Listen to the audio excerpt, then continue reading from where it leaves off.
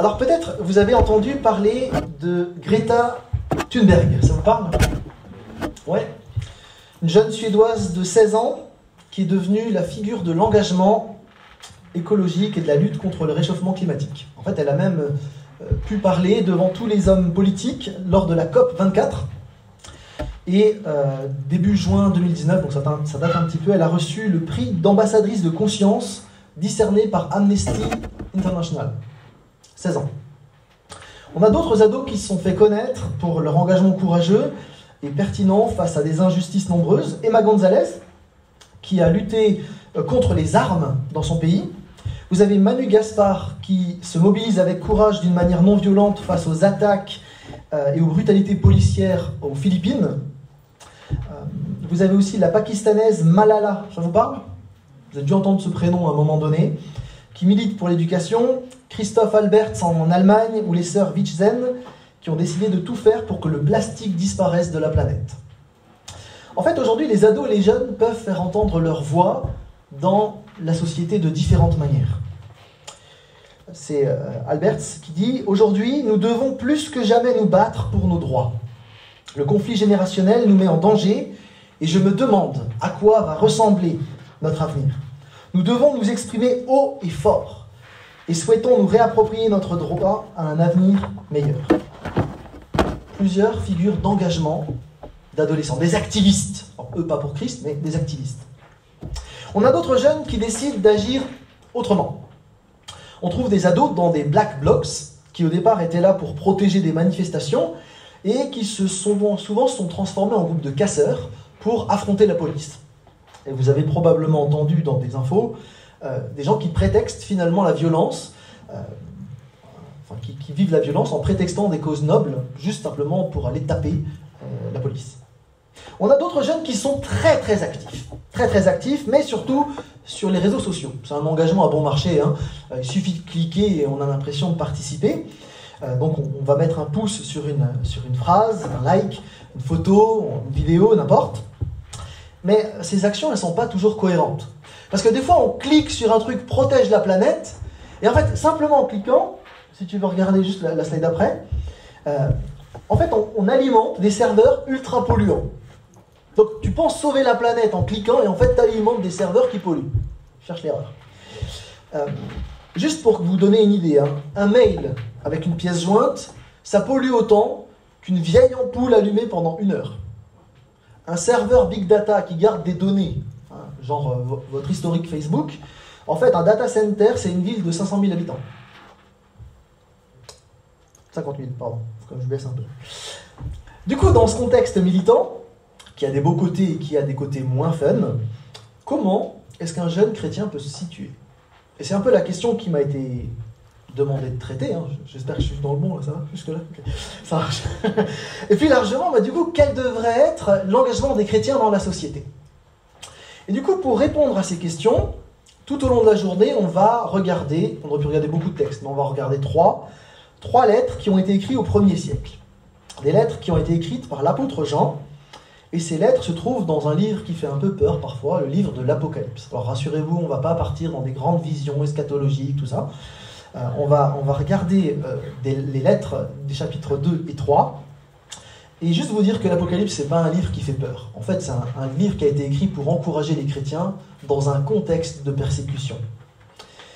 À l'époque, Rome domine le monde, et les chrétiens ne sont pas forcément les gens les plus appréciés. Au 1er siècle, il y a de nombreuses injustices qui sont vécues, et beaucoup de chrétiens, en fait, sont d'ailleurs tués à cette époque. L'apôtre Pierre a été tué, Paul a été tué, Jacques a été tué. Et vous avez beaucoup de chrétiens qui servent de nourriture aux lions dans les arènes.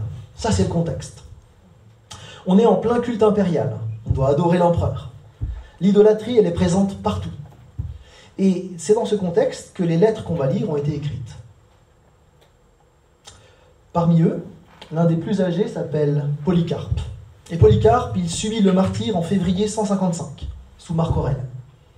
Polycarpe était alors évêque de Smyrne, donc c'est une grande église, et il se trouve dans un amphithéâtre bondé, avec des gens qui se délectent d'un spectacle assez morbide, des gens qui se font bouffer par des lions, et les gens se régalent de voir ça. Polycarpe est debout face à cet amphithéâtre et le proconsul le toise avec mépris. Je vous lis quelques extraits d'un livre qui s'appelle le Livre des Martyrs, où on raconte ces histoires-là. Le proconsul dit donc « Es-tu Polycarpe ?»« Oui, je le suis. »« Aie pitié de tes cheveux blancs, maudit le Christ, et tu seras libre. » « Il y a 86 ans que je le sers. Il ne m'a fait que du bien. Comment pourrais-je le maudire? Il est mon créateur, mon roi et mon sauveur. » Le proconsul crie. « Sais-tu que j'ai des lions et des ours tout prêts à te dévorer? Fais-les venir. Puisque tu te moques des bêtes féroces, je te ferai brûler vif. Je ne crains que le feu qui brûle les païens et qui ne s'éteint jamais. Fais venir tes bêtes, allume le feu, je suis prêt à tout. » De toutes parts, dans l'amphithéâtre, la foule sanguinaire crie « Il est digne de mort, Polycarpe au lion !» Les combats des bêtes féroces étaient terminés, alors on décida de brûler Polycarpe vif. Quelques minutes plus tard, effectivement, il mourut. C'est un épisode qui est bien connu des chrétiens, parce qu'il est très marquant, mais ça montre un petit aperçu de ce que vivaient les chrétiens dans les premiers siècles. Polycarpe, il a eu connaissance de la lettre qu'on va lire. J'espère que ça met un peu d'épaisseur au texte qu'on va lire. Il a été disciple de Jean, donc un des successeurs directs, et il a été encouragé par cette lettre justement pour tenir bon dans le contexte qui était le sien. Et donc on va lire cette lettre, vous pouvez suivre dans vos Bibles, sur vos smartphones, ils sont sur un mode avion maintenant, mais Apocalypse 2, versets 8 à 11. Et on va lire ce texte. Alors soyez pas étonnés, la lettre elle est adressée à un ange, l'ange de l'église. En fait, ange en grec ça veut dire messager. D'accord ? C'est des lettres aux messagers de chaque église. Et il me semble qu'on peut y voir dans ce messager des responsables d'église, mais aussi des chrétiens, des activistes pour Christ, des jeunes de chaque église. Ce sont des lettres qui nous sont adressées à nous aussi pour nous encourager. Alors je vous propose de lire ces textes. Apocalypse 2, versets 8 à 11. À l'activiste, aux jeunes de l'église de Smyrne, écrit « Voici ce que dit le premier et le dernier, celui qui est mort et qui a repris vie. » Vous voyez qui c'est ? Ok. « Je connais ta détresse, ta pauvreté, et pourtant tu es riche. Et les calomnies de ceux qui se disent juifs et qui ne le sont pas. Ils sont une synagogue de Satan. N'aie aucune peur de ce que tu vas souffrir. Le diable va jeter quelques-uns d'entre vous en prison pour que vous soyez mis à l'épreuve. Vous connaîtrez la détresse pendant 10 jours. Sois fidèle jusqu'à la mort, et je te donnerai la couronne de la vie. Que celui qui a des oreilles entende ce que l'Esprit dit aux églises. Le vainqueur n'a rien à craindre de la seconde mort. » On a une lettre de la part de Jésus. Et cette lettre, comme toute l'Apocalypse, elle a été écrite au moins 50 ans avant le martyre de Polycarpe. Et vous avez toujours la même structure dans ces lettres, c'est assez simple. Vous avez une introduction dans laquelle il y a Jésus qui se présente d'une certaine manière. Vous avez ensuite la lettre elle-même, le corps, où on va avoir des appréciations positives, négatives des chrétiens de telle église.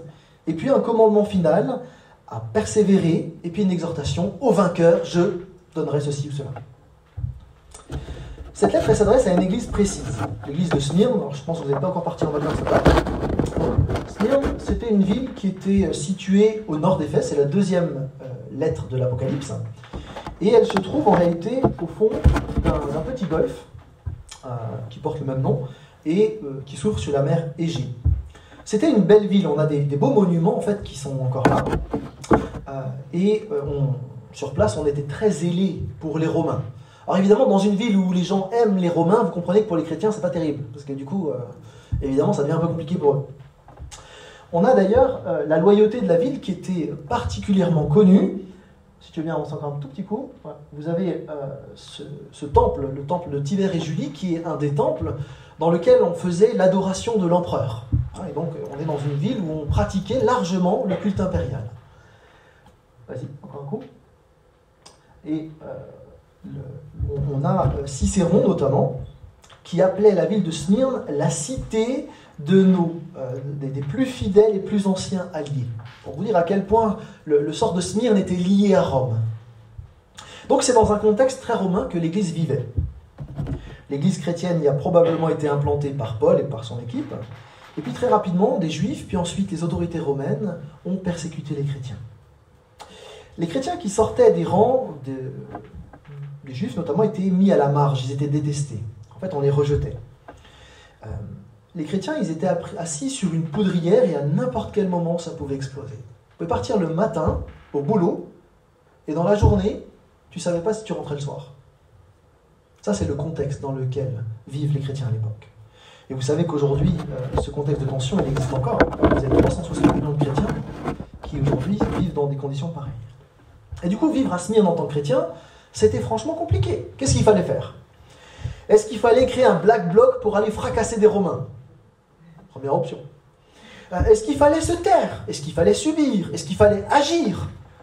Est-ce qu'il fallait dénoncer ça sur les réseaux sociaux? Bon, c'est vrai qu'au 1er siècle, pour le coup, c'était un peu plus compliqué les réseaux sociaux. Mais du coup, la question d'agir, elle se posait de bien des manières. Pour encourager les chrétiens, la lettre, elle va faire un petit clin d'œil et j'aimerais vous inviter à le regarder de plus près.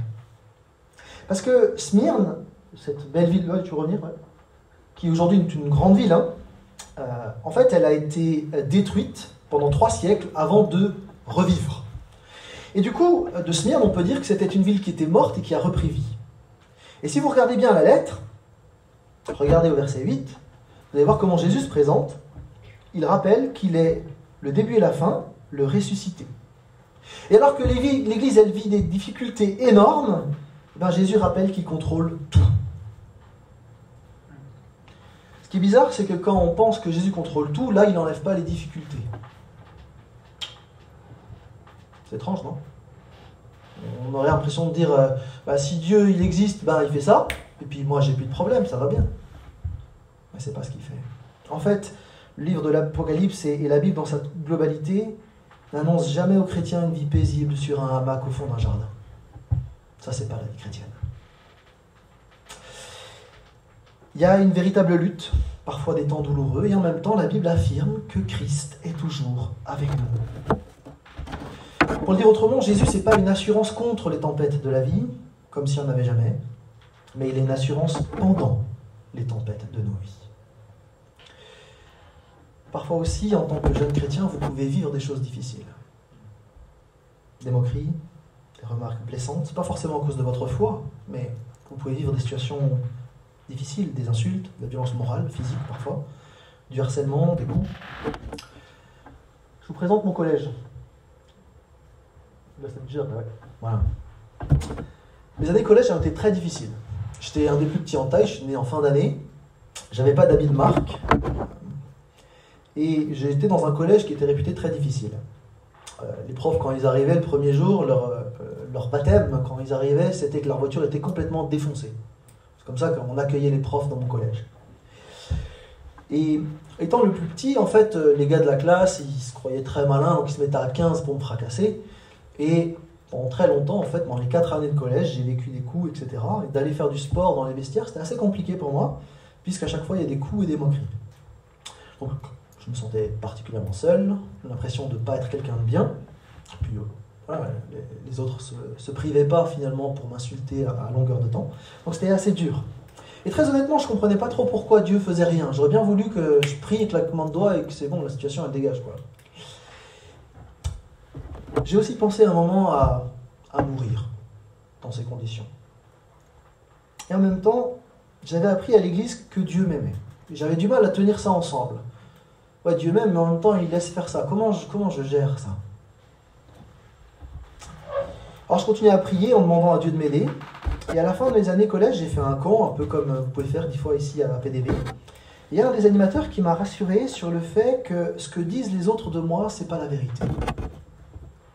Ce qui compte, c'est pas ce que les gens pensent de moi, mais c'est ce que Dieu pense de moi.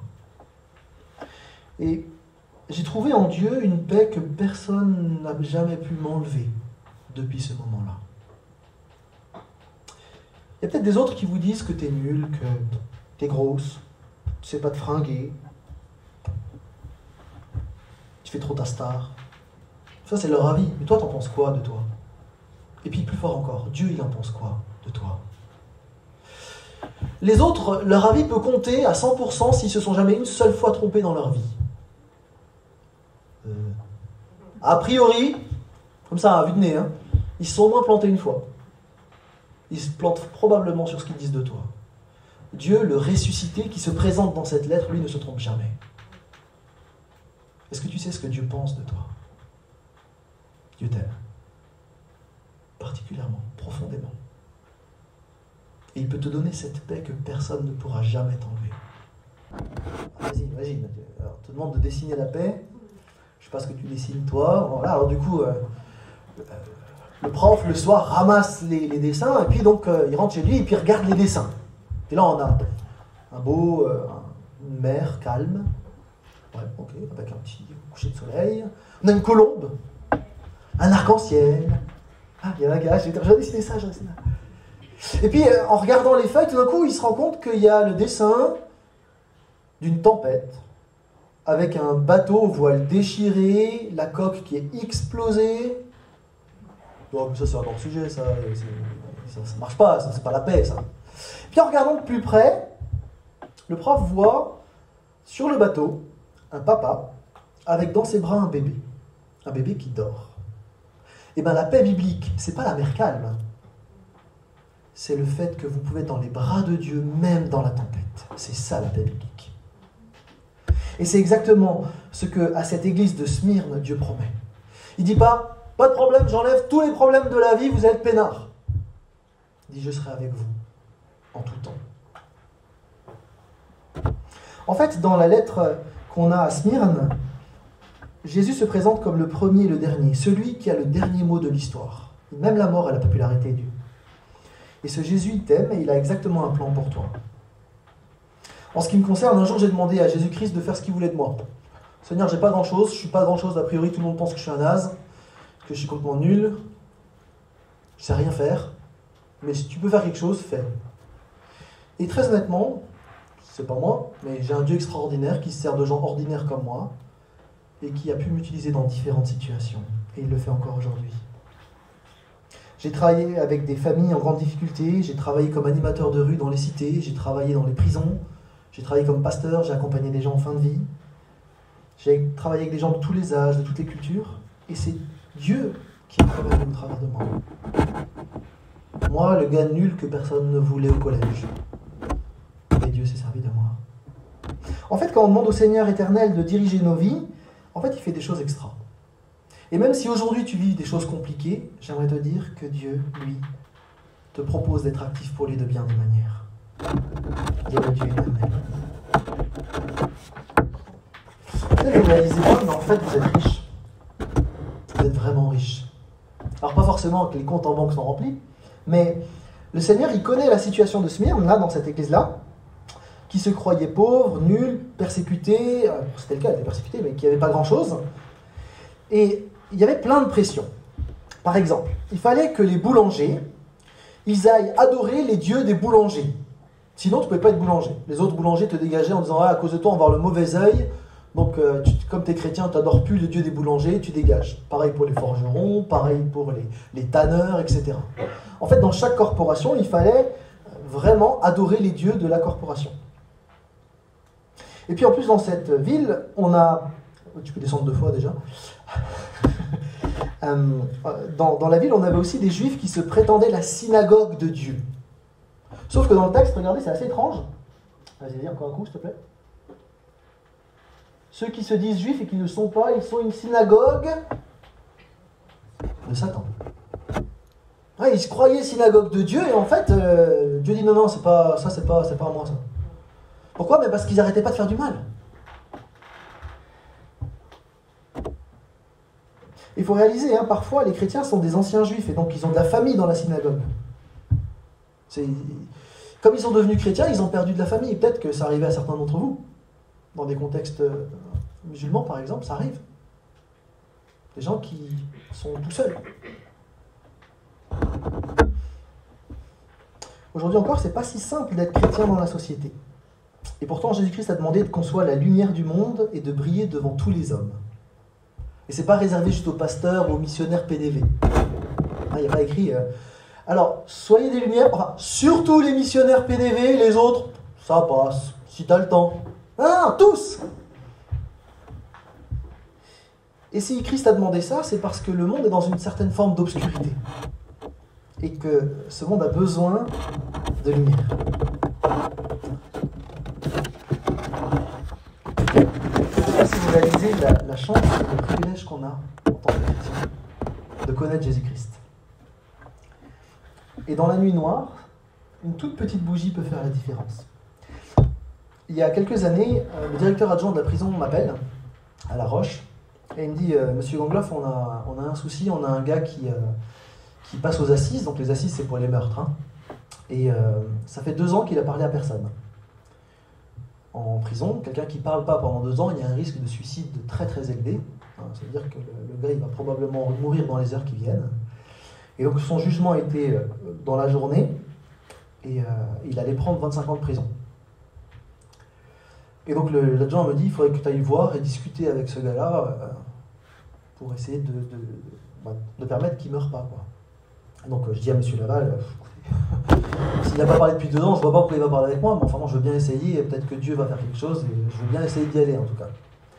Et donc je vais dans cette cellule, donc comme d'habitude je toque, j'ouvre la porte, puis assez rapidement la discussion s'installe. Donc déjà je me dis chouette, le Seigneur a répondu à ma prière, c'est sympa.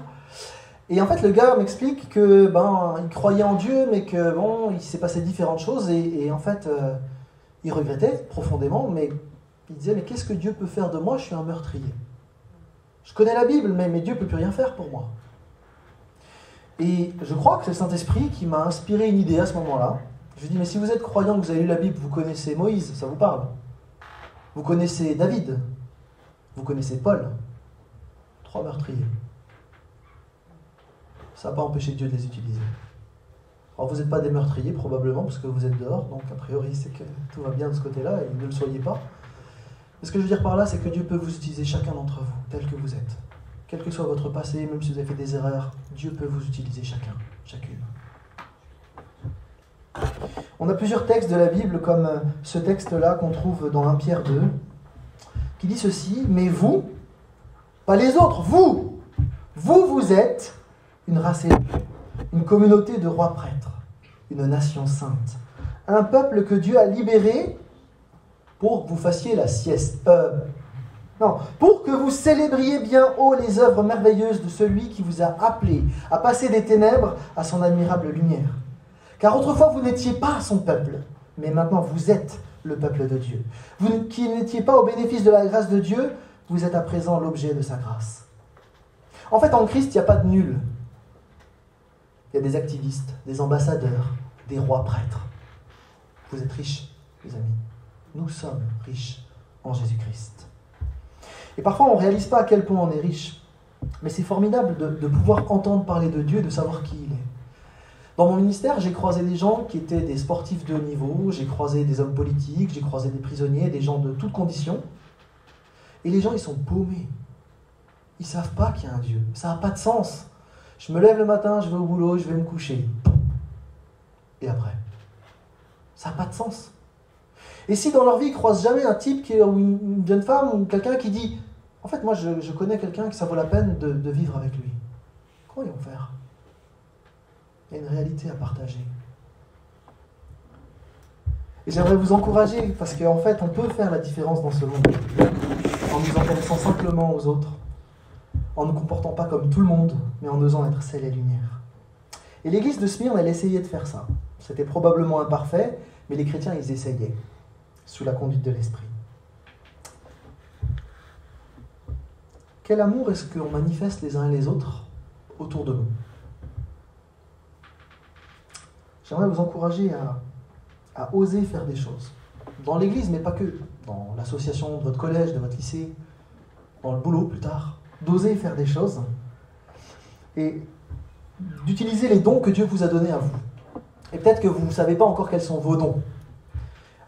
Quand j'étais au groupe de jeunes, ça date, il y avait un jour un orateur qui est venu et puis il nous a proposé une liste de dons. Puis il fallait cocher quels étaient nos dons. Alors moi, voilà, j'avais 15 ans. Et puis je prends la feuille et je vois la liste de dons comme ça qui est longue de 3 feuilles. Et puis à côté de moi, Nadine, grande responsable, super chanteuse, machin, groupe de louanges. Puis elle commence à cocher. 1, 2, 3, 4, 5. Et je vois, elle coche plein de cases. À côté de moi, Bertrand, il sort d'un institut biblique et il coche plein de cases. Et moi, je suis là. En fait, je crois qu'il n'y a rien. En fait, je ne sais pas. Et là, l'orateur, je me souviens très bien, il dit, ok, peut-être tu ne sais pas encore laquelle cocher. C'est pas grave, commence à servir, tu vas pouvoir les cocher plus tard. Et en fait, j'ai fait ça. Je suis allé l'aider, je suis allé voir le pasteur, j'ai dit, est-ce que je peux l'aider l'école du dimanche? On m'a pris avec lui, on a fait, et puis après, je me suis retrouvé à être animateur dans des colos, puis après, je me suis retrouvé animateur dans les cités, puis après, je me suis retrouvé dans le ministère à plein temps. J'avais pas de don au départ. Aujourd'hui, je suis devant vous, je ne pensais pas une seconde qu'un jour je serais orateur dans un rassemblement de jeunes. Tout le monde balançait des éponges, des craies, parce que j'étais nul et que je ne savais pas parler, je vous le dise. Aujourd'hui, je suis là. Dieu, il fait ce qu'il veut. Peut-être que vous ne savez pas encore ce que Dieu veut faire avec vous, mais Dieu, il sait exactement ce qu'il veut faire avec vous. La question, c'est est-ce que tu veux le laisser faire ou pas? Ça, c'est une question à laquelle chacun d'entre vous devez y répondre. Je ne peux pas le faire pour vous. À Smyrne, l'église, c'était pas une méga église, mais cette église, elle va recevoir aucun reproche. Christ va juste l'encourager. Et les activités de Smyrne n'étaient pas hyper impressionnantes, mais ça faisait la différence dans la ville. Chaque jour, il y avait des gens qui se tournaient vers le Seigneur. Et quel que soit votre âge, vous pouvez faire la différence. J'ai une de mes amies qui s'appelle Laetitia. Elle gère aujourd'hui une des plus grandes associations humanitaires en Roumanie. Elle discute avec le président de la République roumain pour aider les plus pauvres. Et en fait, elle a tout un ministère pour accompagner les personnes qui travaillent dans la rue, les femmes, les enfants, donc les prostituées, les toxicomanes, etc. Mais en fait, elle a commencé bien avant. À 12 ans, elle a été choquée de voir un jour la manière dont on traitait les voyageurs tziganes dans son village. Et comme elle a été choquée par ça, elle a demandé un rendez-vous avec le maire. Et elle a dit, je trouve que c'est pas normal la manière dont on traite ces gens-là. Et donc après, à chaque fois qu'il y avait des tziganes, elle retournait voir le maire pour vérifier qu'ils étaient bien traités. 12 ans. Et puis elle a continué à rencontrer le maire de sa commune, elle a progressivement agi à son niveau pour faire bouger les choses, avec des plateformes d'accueil, des sanitaires, etc., etc. Et aujourd'hui, elle accompagne des centaines et des centaines de femmes et d'enfants des rues. Ça a commencé à 12 ans. En fait, vous n'êtes pas trop jeune pour commencer. Et j'aimerais juste vous inviter à réfléchir. Qu'est-ce que Dieu attend de vous? Vous n'êtes pas des nuls. Bien au contraire, je vois devant moi des gens qui ont des dons, des capacités, que Dieu veut mettre en avant, qu'il veut utiliser pour sa seule gloire. On suit un sauveur qui a donné sa vie, et il nous invite à le suivre. Alors cette lettre à Smyrne, vous voyez, n'est pas très longue, et en réalité elle se termine avec, en quelques phrases, cette idée de rassurer les chrétiens. Ah, tu peux avancer 2 fois, pardon. Et Christ fait allusion à la couronne accordée à celui qui persévère jusqu'au fond. En Christ, on est vainqueur. Et la couronne dont il est question, ce n'est pas une couronne de roi comme au Moyen-Âge, c'est la couronne des Jeux Olympiques. En Christ, on peut gagner les Jeux Olympiques spirituels. C'est pas mal. C'est lui qui les gagne pour nous et on peut être avec lui derrière. Et Jésus, il annonce que le vainqueur, il n'a pas à craindre la seconde mort. C'est un peu bizarre comme terme, je ne sais pas si vous êtes à l'aise avec ça. Je vous montre à quoi ça peut ressembler. Vas-y, tu veux cliquer un petit coup. Encore un coup. Ouais, alors ça c'est des références qui parlent de la seconde mort, on va les passer. Mais du coup, dans l'optique de Jean, on a en fait une première résurrection, qui est la conversion, c'est la résurrection spirituelle. Vous avez ensuite la mort physique. C'est pas parce qu'on est chrétien qu'on ne mourra pas. On va tous mourir. Et simplement, ça ne fait pas peur. C'est-à-dire que mourir, pour nous, c'est passer de l'autre côté. Il y a une porte, là, la porte s'appelle la mort. On va de l'autre côté et on est en vie avec Christ. Et quand Christ reviendra en gloire, on reviendra avec lui dans un corps glorifié. C'est tout. Donc, pour nous, la mort, ça ne fait absolument pas peur. Et justement, quand Christ revient, et que là, il juge les vivants et les morts, à ce moment-là, il y a des gens qui restent avec lui pour faire la fête pendant l'éternité, et célébrer sa gloire pour l'éternité, et d'autres qui sont destinés à la perdition éternelle. Et bien, le vainqueur des Jeux Olympiques spirituels, il partagera avec Christ l'éternité sur une terre renouvelée, glorifiée. C'est ça qu'on va vivre. Et ce qui est un truc de fou, les amis, c'est que les relations que vous avez construites les uns avec les autres, comme on est l'Église en Christ, ces relations-là, elles vont durer éternellement. on va passer l'éternité ensemble. Si vous ne croyez pas, regardez juste un instant. Jésus-Christ, quand il est ressuscité, il y a Marie ou Pierre qui va rediscuter avec Jésus. Mais ils reprennent la relation exactement où ils sont arrêtés. Parce qu'il y a une continuité relationnelle. Ça change un peu. C'est plus tout à fait le même. Visiblement, il y a des trucs un peu nouveaux. Mais c'est la suite. Nous, on est le peuple du royaume de Dieu pour l'éternité. En Christ. Si on a accepté Christ. C'est pas un petit truc. On est riche, les amis. On est riche, mais de folie. Ça vaut la peine de vivre pour Christ. J'aimerais vous encourager à ça. Allez, je conclue. Dans cette première lettre, en tout cas, Jésus semble nous pousser à l'action. Alors, pas forcément dans l'activisme ou le militantisme, mais c'est pas exclu. Il nous invite à être sel et lumière dans ce monde. Et Jésus nous invite à aimer encore, de 1000 manières différentes. D'aimer en persévérant, parfois au-delà même de ce qui pourrait être raisonnable, de ce qui pourrait être logique. Un enfant de 12 ans qui va voir un père, c'est pas très logique. Mais Dieu, il fait ce qu'il veut. Et s'il vous met ça sur le cœur, allez-y, foncez. Faites-vous entourer par des adultes qui pourront vous accompagner. Et on veut aimer parce que Dieu nous a aimés le premier. Aimer parce que notre Dieu est amour et qui nous invite à faire de même. Vous n'êtes pas des nuls. Vous êtes des ambassadeurs du roi des rois. Allez de l'avant. Je vous encourage. Vraiment. Je m'arrête là pour l'instant. Alors on va attaquer notre deuxième session. Je vous propose juste de prier avant d'aller plus loin. Je vais prier simplement. Seigneur, on veut te remercier parce que par ta parole, tu nous parles. Et Seigneur, cet après-midi, on a envie de nous mettre à ton écoute. Seigneur, tu es le Dieu qui est couronné de gloire, le seul digne d'adoration, on vient de le dire, et tu as parlé. Alors on veut simplement t'écouter. Et on ne veut pas simplement écouter d'une oreille attentive, d'une oreille distraite, mais des deux oreilles attentives. Et on souhaite, Seigneur, que ça produise du changement dans nos vies. Interpelle-nous et aide-nous par l'action de ton esprit à mettre en pratique ce que toi, tu nous demandes de vivre. Amen. Amen. On est à la deuxième lettre qu'on va lire. Alors, ça va s'afficher, si vous voulez, la référence exacte. Juste avant de voir. Vas-y, tu peux. Apocalypse 2, 12 à 17, c'est ça qu'on va voir dans cette deuxième partie. Et donc, je vous propose simplement, avant de lire, de juste peut-être réfléchir quelques instants. Je vais vous montrer une photo d'une ville. Je dirais que tu descends, je ne sais pas si c'est Laurent ou si c'est celle d'avant. Yes, merci. Est-ce que vous connaissez cette ville? Natacha connaît, peut-être pas les autres.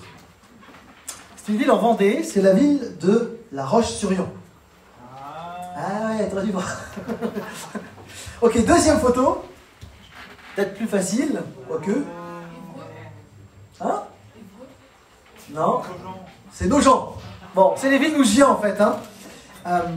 Et dans cette deuxième session, on va se pencher sur donc une deuxième lettre de l'Apocalypse qui commence par cette parole de Jésus.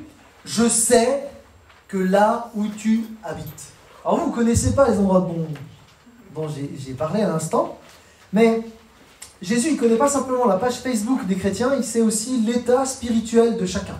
Il sait exactement quel est votre contexte, il sait où vous habitez, il sait où vous vivez, et il sait exactement ce que vous vivez même à l'intérieur de vous-même. Et donc, c'est en toute connaissance de cause que Jésus-Christ va écrire ces lettres aux églises d'Asie mineure. Et là, on va regarder la troisième, l'église de Pergame. Je vais peut-être me décaler juste. J'ai l'impression que je dérange ceux qui sont là. C'est mieux comme ça? Ça va. Ok, nickel. Allez, je vous propose de lire donc dans Apocalypse 2, les versets 12 à 17. À l'ange de l'église de Pergame écrit: Voici ce que dit celui qui tient l'épée aiguisée à double tranchant. Je sais que là où tu habites, Satan a son trône. Mais tu me restes fermement attaché, tu n'as pas renié ta foi en moi, même au jour où Antipas, mon témoin fidèle, a été mis à mort chez vous, là où habite Satan. J'ai pourtant quelques reproches à te faire.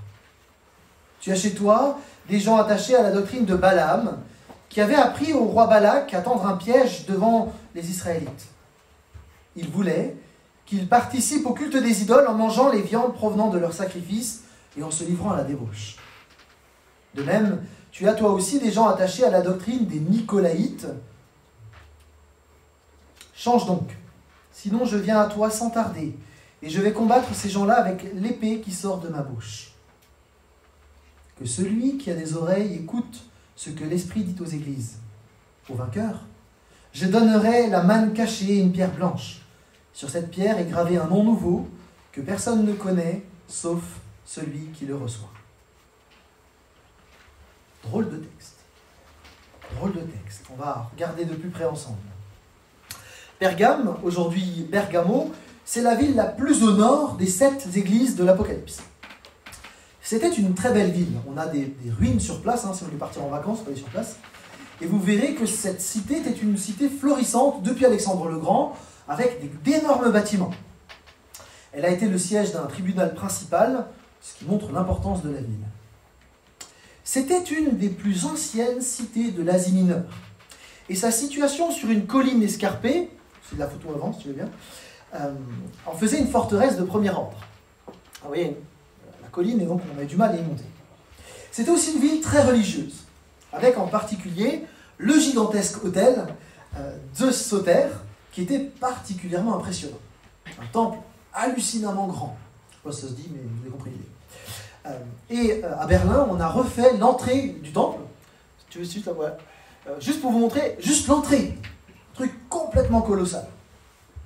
En fait, il y avait beaucoup d'idoles dans cette ville, à tel point que Lomeyer, qui est un des commentateurs, l'a nommée la Lourdes de l'Asie mineure. C'était une ville de fonctionnaires et de prêtres.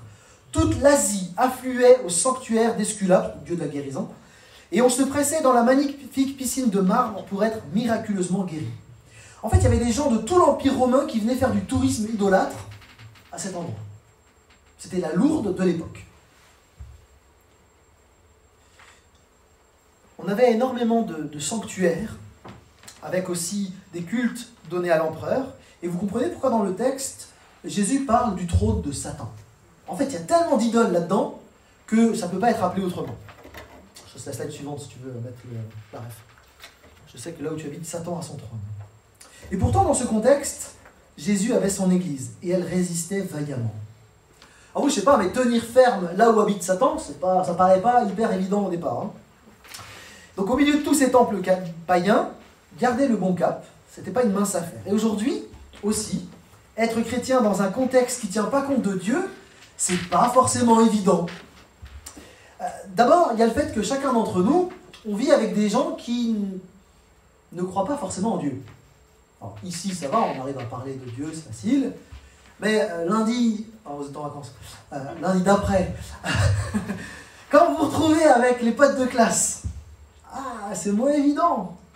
Et puis, vous avez aussi des personnes qui, du coup, vont essayer de nous influencer. Vous avez d'abord ceux qui parlent mal, qui critiquent beaucoup, qui parlent mal des autres, qui nous proposent de les rejoindre pour faire du tort, qui veulent parfois nous emmener dans des lieux malsains, qui veulent parfois nous inviter à faire des trucs malsains. Il y a des choses qui ne sont pas forcément bonnes, vous le savez nécessairement. Et plus on commence tôt, plus c'est dur d'en sortir. Que ce soit de l'alcool, le tabac, les drogues en tout genre. En fait, si vous luttez avec ça, venez voir des gens, des adultes autour de vous, de PDV par exemple, pour être accompagné. On peut s'en sortir. J'ai accompagné beaucoup de gens à se sortir de ce genre de choses, et je vous encourage à ne pas rester seul avec ça. Ne croyez pas que c'est sans effet de fumer ceci ou cela. J'ai rencontré un gars en prison, je raconte souvent à mes enfants, c'est un gars qui avait touché à de la drogue pendant assez longtemps. Et il me disait, moi, franchement, la drogue, ça m'a rien fait. Et il parlait comme ça. Il captait même pas ce qu'il était en train de faire, quoi. J'aimerais vous encourager à ne pas rester dans ce genre de problématique. On pourrait parler de la dépendance à la porno. On pourrait parler des cyberdépendances aussi, des écrans d'ordinateur, entre autres. Être chrétien dans un contexte pareil, lequel vous vivez, c'est pas forcément simple dans lequel on vit. Parfois il y a la pression des autres, et j'aimerais pas vous faire peur ou vous paraître un peu vieux schnock, mais il me semble qu'il y a des choses importantes qu'il faut réaliser quand on parle d'activisme, notamment d'activisme numérique. En fait, votre génération est appelée parfois la génération captive. Pourquoi? Eh bien parce qu'en fait, avec l'influence du numérique, des jeux, les gens essayent de vous garder le plus longtemps possible sur vos applis, sur les applis. Vous savez, les applis que vous aimez bien, en fait. Hein, on essaye de vous garder un maximum, parce que du coup, avec ça, on va pouvoir former vos idées qui sont véhiculées par les médias, etc. Et plein de gens ont intérêt à vous garder un maximum de temps sur leur réseau. Vous connaissez peut-être la phrase « si c'est gratuit, c'est toi le produit ». Ça vous parle? Vous avez déjà entendu ça, j'imagine. C'est pas juste une blague, c'est une réalité. En ce qui concerne l'activisme sur Internet, vous avez des groupes très puissants qui en fait créent des plateformes pour que vous likez, que vous followez, etc. Parce qu'ils ont des intérêts économiques à avoir un maximum de personnes dans leur groupe. Et vous ne le savez pas, mais en fait vous êtes un produit dont ensuite ils se servent pour pouvoir faire passer leurs idées. Vous avez entendu parler des grands groupes, les GAFAM, ça vous parle?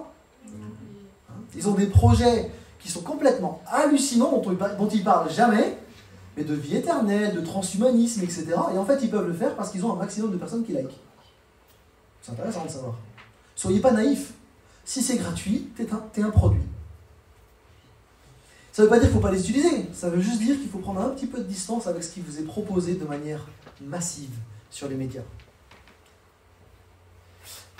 Pareil pour les blogueurs, les influenceurs.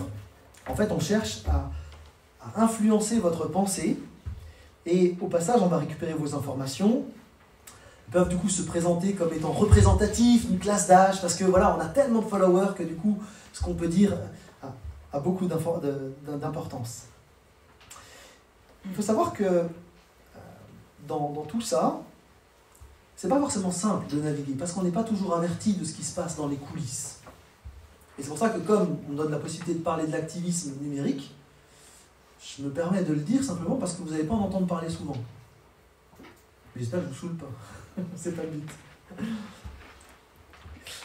Dans un contexte du coup où Dieu n'est pas mis à l'honneur, et ce qui était le cas ici, Pergame, ça vaut la peine d'entendre les paroles de Jésus-Christ qui sont pour l'Église qui est un peu perdue au milieu de tout ça.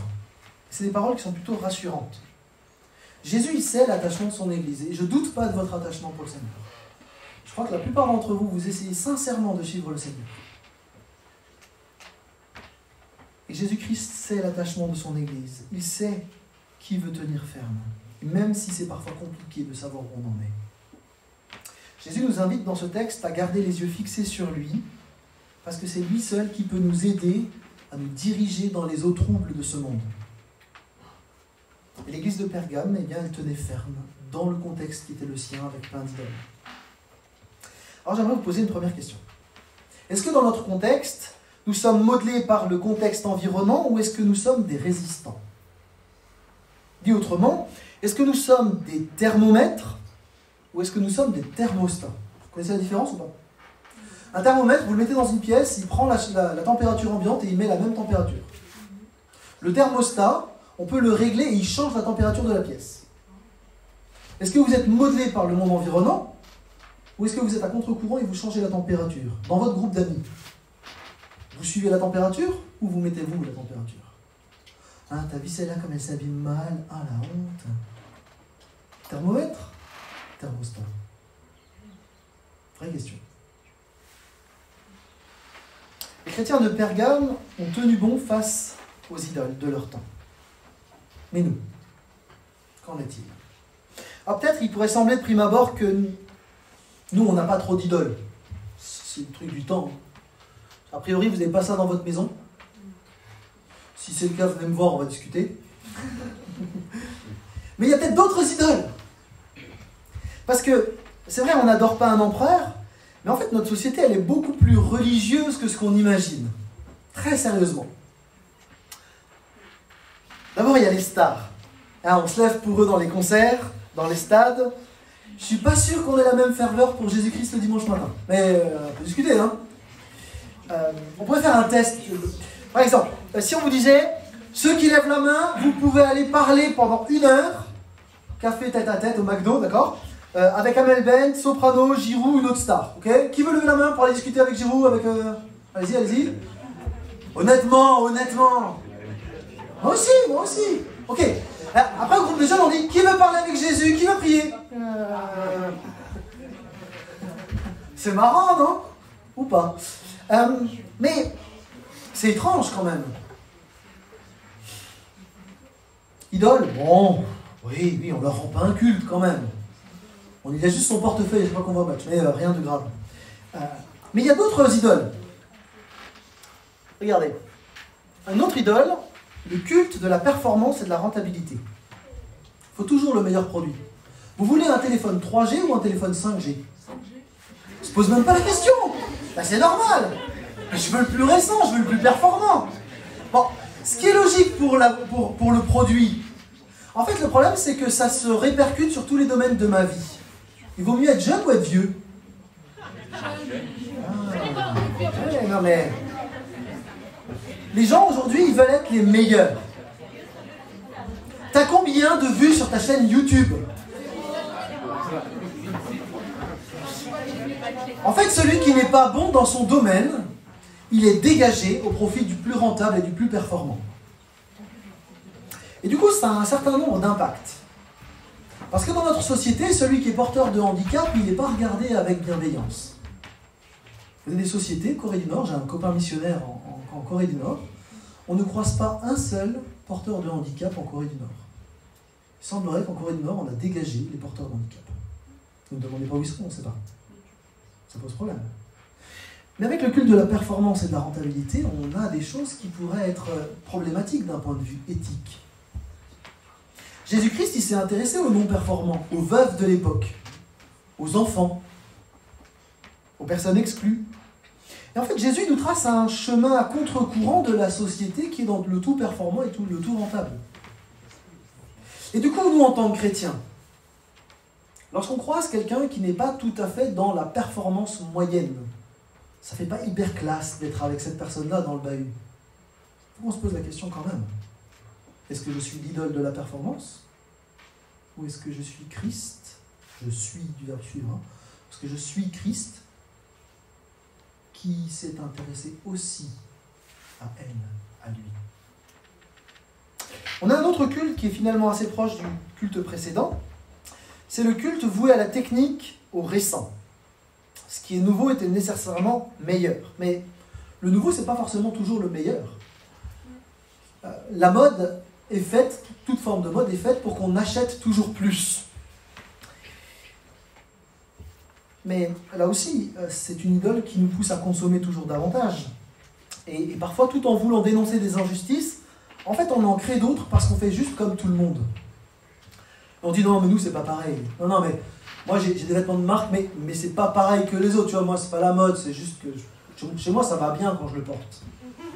Sauf que, en fait, le culte du technique et du récent pousse des enfants de moins de 7 ans à l'autre bout de la planète à créer les trucs. Il faut quand même réfléchir. Je dis pas qu'il ne faut pas en acheter. Mais on n'est peut-être pas obligé d'en acheter toutes les 3 semaines. Il faut qu'on réfléchisse dans notre manière de consommer, d'être aussi à contre-courant de nos idoles d'aujourd'hui. Et j'aimerais vraiment vous inviter à prendre conscience que ce que nous faisons ici a un impact de l'autre côté de la Terre. Ce n'est pas juste des grandes paroles, c'est une réalité. Et si on veut être activiste, si on veut se mobiliser pour plus de justice dans le monde, c'est bien de cliquer sur Facebook. Il faut peut-être aussi réfléchir à notre manière de consommer les choses.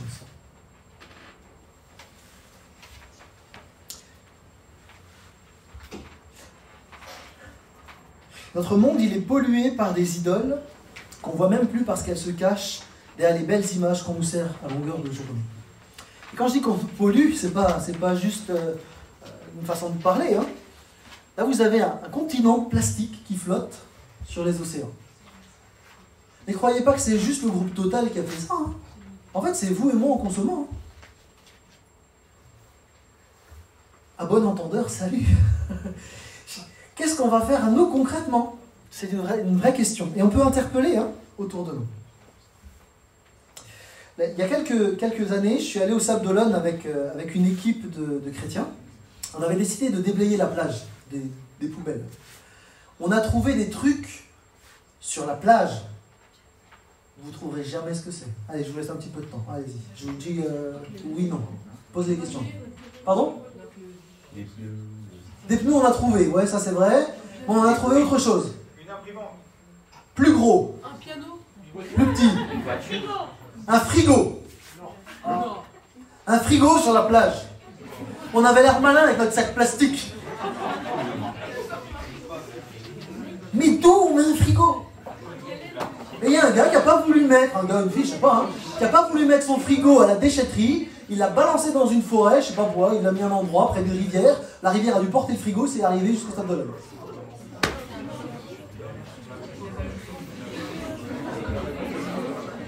Est-ce que vous avez trouvé plus gros? Un frigo, non, je t'avoue que je me suis arrêté au frigo.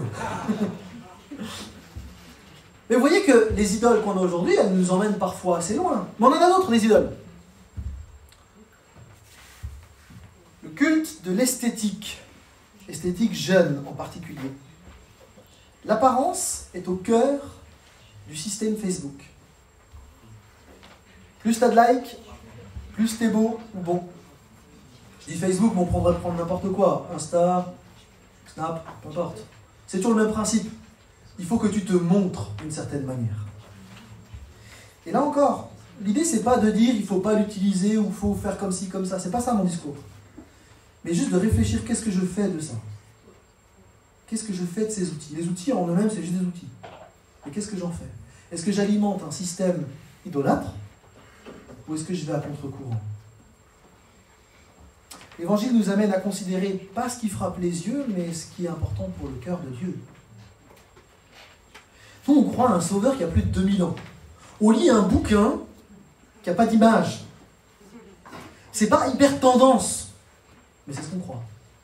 On suit un crucifié. Pardon, mais pour l'apparence, pour le coup, il y a plus sexy qu'un crucifié.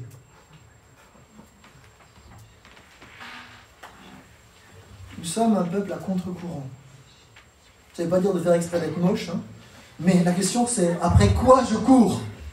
Est-ce que je cours après les apparences pour qu'on me regarde et qu'on me trouve beau et qu'on me like mes photos? Ou est-ce que finalement je suis juste simplement qui je suis et je suis ok avec ça et je vais encourager les autres plutôt que de leur balancer des posts pourris sur Facebook? Ça vous est jamais arrivé, je sais, ça m'arrive qu'à moi.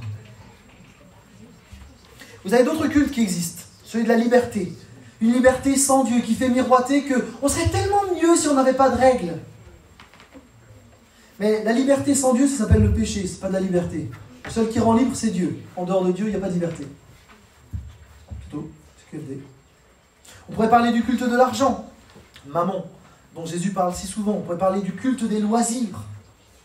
Ouais, mais j'ai le droit, Non, mais j'ai le droit. Ouais, ok, c'est bien. C'est le devoir, ça fait partie de la vie. On est dans une société où les activités s'empilent pour ne pas laisser l'être humain à l'arrêt, pour ne pas le faire réfléchir sur ce qui compte. On est idolâtre, les amis. Moi le premier. Mais pleinement idolâtre.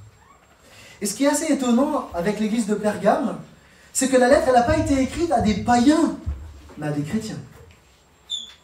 Et regardez juste la lettre.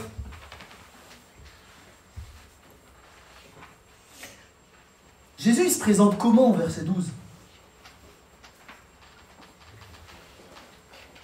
Voici ce que dit Jésus qui fait plein de gros câlins. Ah non, c'est pas ça. Celui qui tient une épée à double tranchant. Ah, on va en parler, c'est quand même bizarre cette histoire de Jésus qui a une épée de double tranchant. Mais, regardez, il y a dans ce texte cette idée de résister, d'être différent. Thermostat ou thermomètre? Un activiste pour Christ ne peut pas être juste un thermomètre qui prend la température et qui la montre. Nécessairement, il va essayer d'être à l'image de Christ dans la société qui lui habite. Dans l'Ancien Testament, qu'est-ce que les prophètes demandaient au peuple de faire par rapport aux idoles? Vous vous souvenez? Ils devaient faire quoi, les gens?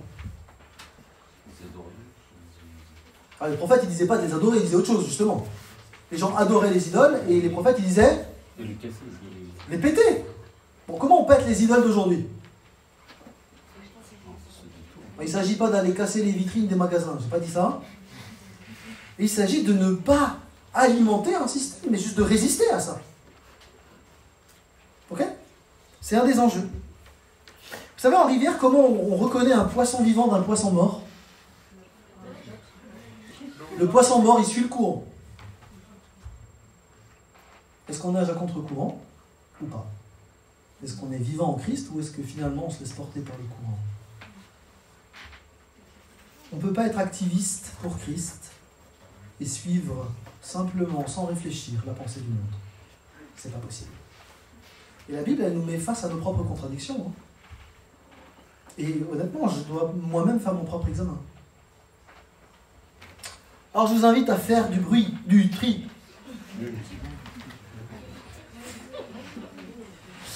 À Pergame, il y avait de nombreux temples et des cultes. Mais il y avait aussi le culte à Jésus-Christ. Vous voyez, il y avait donc le culte à l'empereur, le culte d'Esculape, le culte de Dionysos, etc. Et puis vous avez le culte à Jésus-Christ. Et en fait, les gens, ils mangeaient à tous les râteliers, les chrétiens. Ils allaient un peu là, et puis ils allaient un peu là, et puis ils allaient... Bon, on sait jamais, si jamais ça marche, il vaut mieux aller essayer quand même là. Et donc il y avait une sorte de mélange qui était là. On peut se demander si dans nos vies, on ne fonctionne pas un petit peu de la même manière. Vas-y. Avec, bon, on a bien le culte à Jésus-Christ, hein, mais quand même, la performance, j'aime bien, la rentabilité, j'aime bien. Et on mélange. On fait une soupe. Donc, dans cette lettre à Pergame, Jésus se présente étonnamment. Il s'annonce comme celui qui tient l'épée aiguisée à double tranchant. D'habitude, on parle de Jésus comme quelqu'un de doux, de tendre, d'aimant, ce qui est vrai. Et là, on a Jésus qui est présenté comme un barbare, avec une épée. En général, quelqu'un qui a une épée à double tranchant, ça fait un peu flipper. Bon, alors évidemment, au XXIe siècle, ça fait un peu moins flipper. Vous entendez bien? Ceci dit, si j'avais une épée et que je me mettais comme ça devant vous et que je faisais des grands gestes, je suis pas sûr que vous seriez serein. Jésus, il semble vouloir combattre quelqu'un ou quelque chose dans ce texte. En fait, l'épée dans le Nouveau Testament, c'est une image connue. On a plusieurs textes qui parlent d'épée. Et en général, quand il est question d'épée, il est question de quoi? Le combat. Ouais. On parle de quoi comme... Oui, exactement, la parole de Dieu. Vas-y. Vous avez ce texte, par exemple, hein, toute écriture est inspirée de Dieu, utile pour enseigner, réfuter, redresser, éduquer, etc. La parole de Dieu est présentée comme une épée qui tranche, qui coupe, qui fait du tri. Et en fait, à Pergame, le problème, c'est que la multiplication des croyances, des idoles, elle a contribué à faire naître dans l'Église des courants de pensée non bibliques, des trucs déviants. Et en fait, ça a empêché l'Église d'être témoin. L'Église était finalement dans un truc, une soupe, qui ne se distinguait de rien du tout. Quelque part, les différents mouvements activistes pourraient aussi nous éloigner de ce que veut le Seigneur. Et c'est important de faire le tri. Tout n'est pas bon. Et nous, en tant que chrétiens, Dieu nous a donné aussi un cerveau, nous a donné la capacité de prier pour pouvoir discerner avec la Bible ce qui est bon de ce qui ne l'est pas. Être chrétien, c'est pas juste se laisser porter par le courant. Tout le monde le fait, je le fais aussi. On est appelé à être sel et lumière, pas fade. Et donc Jésus-Christ invite son Église à Pergame de ne pas faire de compromis, mais de faire du tri. Et Jésus cite l'exemple d'Antipas. Je crois que tu peux cliquer 2 fois, je pense, vous allez voir. Encore une fois, vas-y. Voilà, Antipas. Vous connaissez Antipas? Personnage très fameux du Nouveau Testament. En fait, il apparaît que ici. Personne ne le connaît, le type. Mais on sait une chose de lui. Témoin fidèle. En fait, il n'y a personne qui le connaît, il n'a jamais été sous le feu des projecteurs. Tu vois, on connaît l'apôtre Paul, on connaît l'apôtre Pierre. Antipas, on ne connaît pas. Mais Jésus, il a vu à quel point il était fidèle. Il n'a pas fait de compromis dans sa vie. Est-ce qu'on va être des Antipas, vous et moi? Des témoins fidèles qui ne font pas de compromis. Avec la parole de Dieu, les chrétiens sont invités à séparer les bons enseignements des mauvais enseignements. À faire le tri entre ce qui est juste et ce qui ne l'est pas. Vous savez, on chante souvent que Jésus-Christ est notre roi, etc., etc. On ne dit pas Jésus-Christ est un clown. Un clown, ça fait marrer, on fait ce qu'on veut avec un clown. Mais si on dit qu'on aime quelqu'un, on le respecte. Dieu nous a donné 1300 pages pour qu'on puisse se diriger dans la vie. Moi, j'aime mes enfants, chacun d'entre eux, mais j'attends qu'ils me respectent aussi. C'est une manière de me prouver leur amour. S'ils me prennent pour un clown, ça ne va pas forcément bien aller entre nous. Parfois, j'ai l'impression qu'on est léger avec Dieu. Et pardon d'être peut-être un peu bousculant cet après-midi, mais il me semble qu'il faut qu'on prenne au sérieux le fait que Dieu est Dieu. Et que ce qu'il nous propose est ce qu'il y a de mieux. On ne peut pas simplement dire « Ouais, c'est pas grave, c'est du péché, mais Dieu pardonne, il est bon, il est fidèle, tout va bien. » Dieu, c'est pas un clown. Si je prétends aimer Dieu, ma vie doit refléter quelque chose de Dieu. Je vous donne un exemple. Si je vous invite au restaurant, ok, chez mon ami qui a un restaurant gastronomique. Menu 800 €. Mais je vous aime beaucoup, vraiment. C'est une hypothèse, ok. Je n'ai pas les moyens. Mais ok, on imagine, hein, je vous invite au restaurant, d'accord. J'imagine des belles tables, tout ça, hein, magnifique.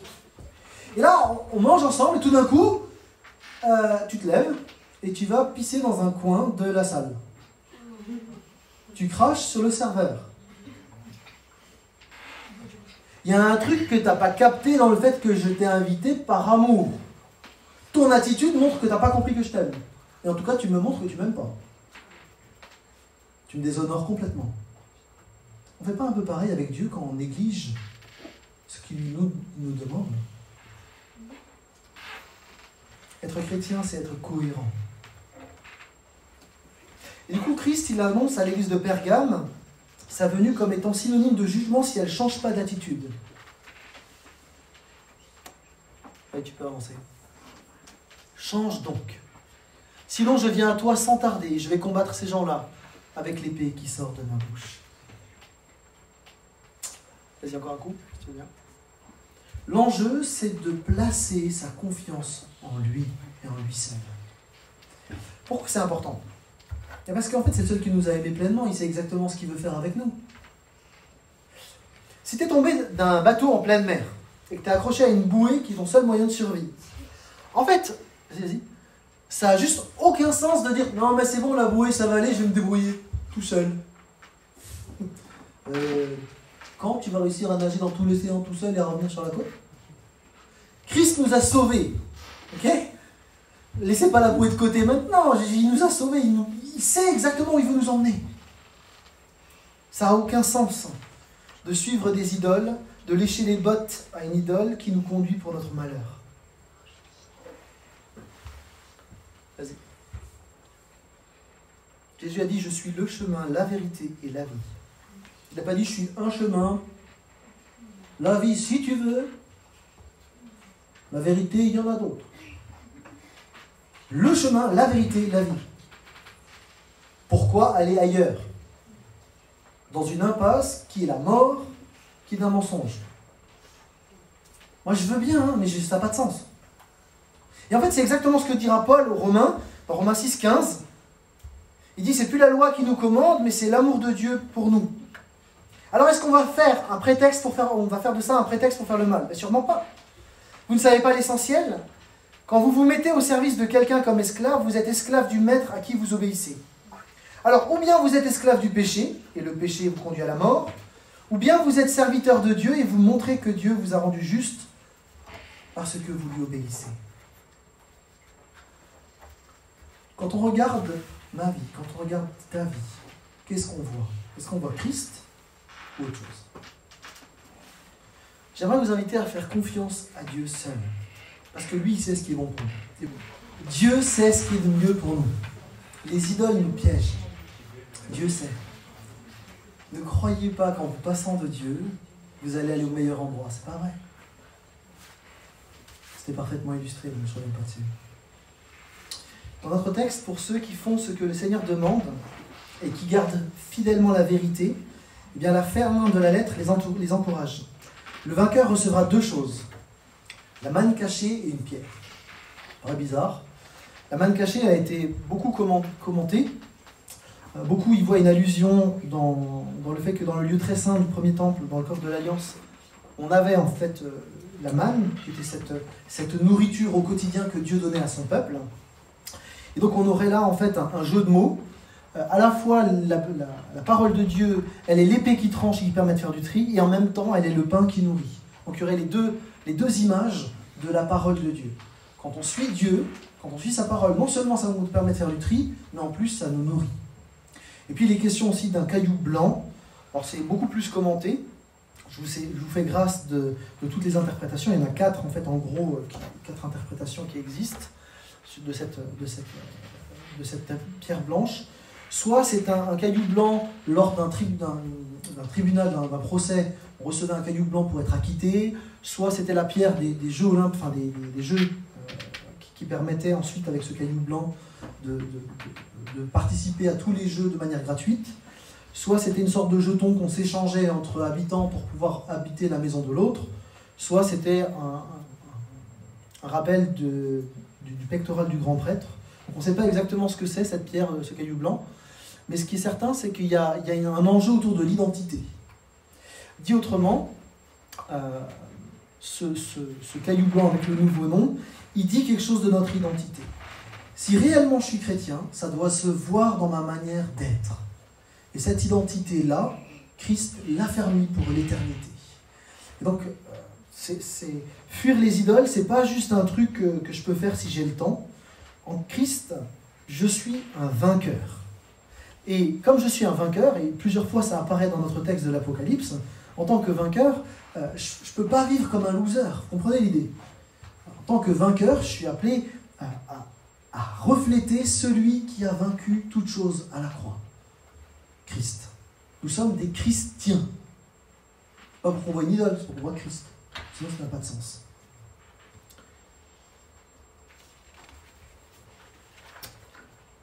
Alors, j'aimerais te poser une question avant de conclure.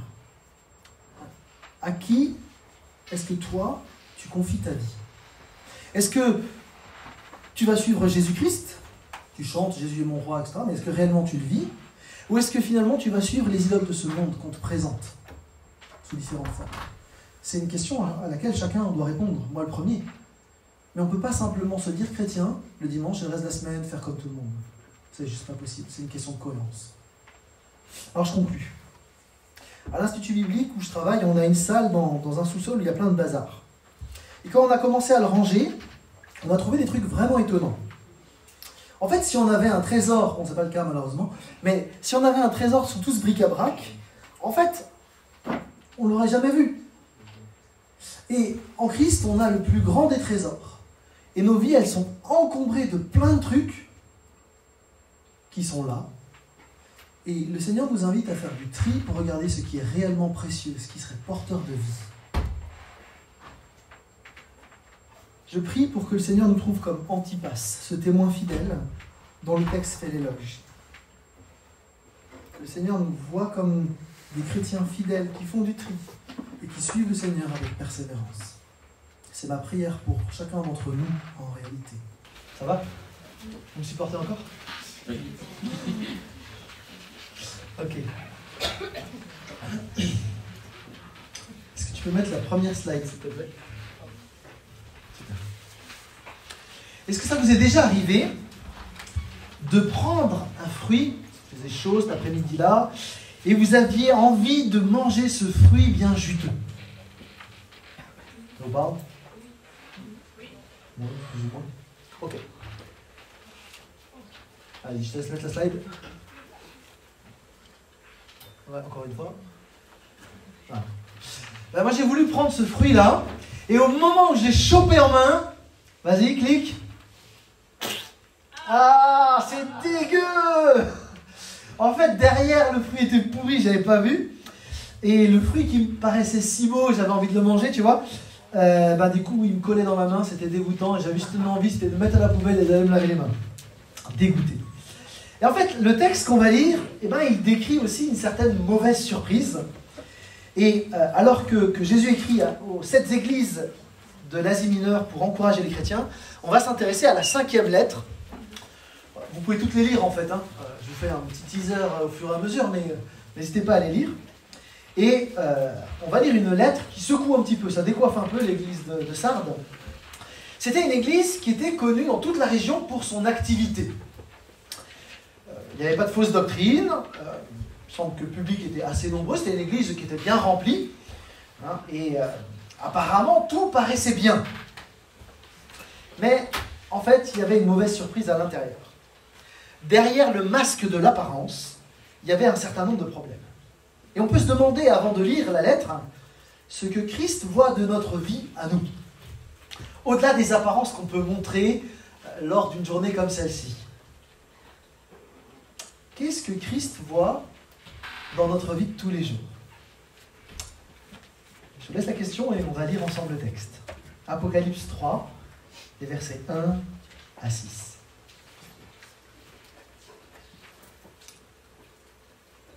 Au messager, à l'ange de l'église des cours, de Sardes, écrit: Voici ce que dit celui qui a les 7 esprits de Dieu et les 7 étoiles. C'est juste un petit excursus là. Les 7 esprits de Dieu, c'est le Saint-Esprit dans toute sa totalité. D'accord? Celui qui a l'Esprit de Dieu dans toute sa totalité. Je connais ta conduite, je sais que tu passes pour être vivant, mais tu es mort. Deviens vigilant. Raffermis ceux qui restent et qui étaient sur le point de mourir. Car je n'ai pas trouvé ta conduite parfaite devant mon Dieu. Rappelle-toi donc comment tu as reçu et entendu la parole, obéis et change.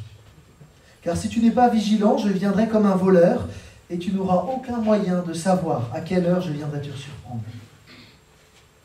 Cependant, tu as à Sardes quelques personnes qui n'ont pas sali leurs vêtements. Elles marcheront avec moi en vêtements blancs, car elles en sont dignes. Le vainqueur portera ainsi des vêtements blancs. Je n'effacerai jamais son nom du livre de vie, et je le reconnaîtrai comme mien en présence de mon Père et de ses anges. Que celui qui a des oreilles écoute ce que l'Esprit dit aux églises. Je connais ta conduite. La ville de Sardes, elle a une histoire particulière. C'était une ville qui était autrefois célèbre. En fait, ça a été la capitale d'un royaume que vous connaissez probablement sans le savoir. Le royaume de Lydie. Je ne vous parle pas trop, mais si je vous dis le nom du roi, vous allez connaître. Crésus. Ah ouais. Crésus qui avait la particularité d'être extrêmement riche. Et donc, c'était une capitale extrêmement riche, avec un commerce florissant, une agriculture développée, mais en très peu de temps, tout le prestige avait été viré. Dans son histoire, par 2 fois, la ville elle a été prise à cause de sa négligence. Elle était construite, là aussi, sur une sorte de montagne. Et vous voyez que quand vous êtes un soldat, et qu'on vous dit « Hey, on n'attaquerait pas cette ville-là ?» Globalement, vous dites « Non. » Parce que vous savez que vous allez prendre cher. Et en fait, cette ville a été réputée imprenable. Et par 2 fois, les gardiens ont mal gardé la ville et elle est tombée. La ville a été saccagée et ils ont perdu toute la richesse parce que les habitants, les gardiens avaient été négligents. Et donc la lettre à l'église de Sardes, elle résonne un peu d'une manière particulière parce qu'il semble que l'histoire de l'église de Sardes, elle ressemble à l'histoire de la ville. Tout comme la ville n'avait pas été vigilante, il semble que dans l'église, on n'était pas très vigilant. L'église avait une belle apparence, mais en fait, elle négligeait l'essentiel. Et en quelques mots, Jésus met le doigt pile là où ça fait mal. Elle semblait vivante. Je sais que tu passes pour être vivante, et tu es morte. Jésus voit au-delà des apparences. Verset 2. Je n'ai pas trouvé ta conduite parfaite devant moi. Bon. Et donc, Jésus interpelle son Église, non pas à vivre les choses par habitude, ou pour faire plaisir au pasteur, ou au regard des autres, mais pour vivre devant Dieu seul. Vous savez, on peut faire plein de trucs, mais la Bible nous interpelle que si on le fait pour de mauvais motifs, ça ne sert à rien. On a même un texte, c'est assez étonnant, dans Corinthiens 13, même si je pouvais bouger les montagnes par la foi, déjà c'est pas mal. Mais même si j'étais capable de faire ça, si j'ai pas d'amour, si je ne le fais pas avec les bons motifs, ça sert à rien, je sers à rien, ça ne sert à rien. C'est rien. Le regard de Dieu dépasse nos apparences. Il va droit au cœur. Et à Sardes, le problème, c'était un problème moral. Les chrétiens, ils avaient laissé la pensée du monde prendre leur place dans leur vie, et Jésus leur demande de changer. Et en fait, on en parle un petit peu depuis tout à l'heure, mais on peut facilement être superficiel avec Jésus-Christ. On peut avoir une forme d'attitude de consommateur dans la vie chrétienne en général. J'ai été très intéressé par un livre qui s'appelle « Lire la Bible sans filtre » que je vous recommande.